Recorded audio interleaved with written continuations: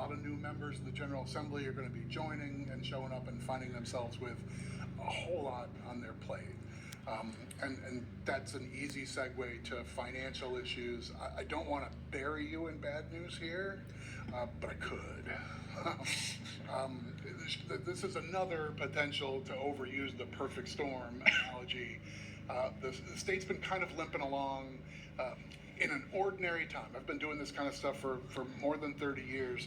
In an ordinary time, if there's 2 or 3% inflation, the state revenues mostly come from income tax and sales tax. That's who's earning money now and who's spending money now. It's today's economy, not like property tax, which is a more longer arc.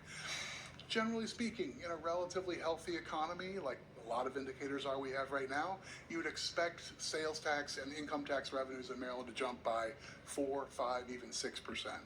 We're looking at 1%. Like right now, the current forecast is like 0.75% growth. We have domestic migration southward and westward. We have affordability problems in Maryland that are leaving folks looking elsewhere.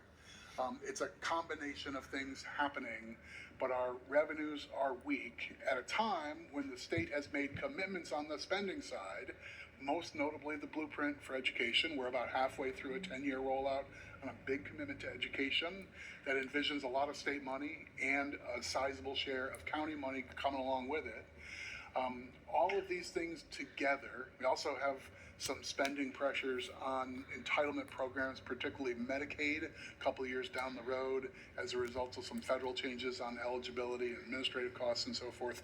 Just bundle all these things together. The state's already on a problem of about $2.5 billion. On a state general fund, it's about 30. So that's a pretty big problem, and that's today's number. My guess is by the time it's snowing, that 2.5 is going to be 3.5.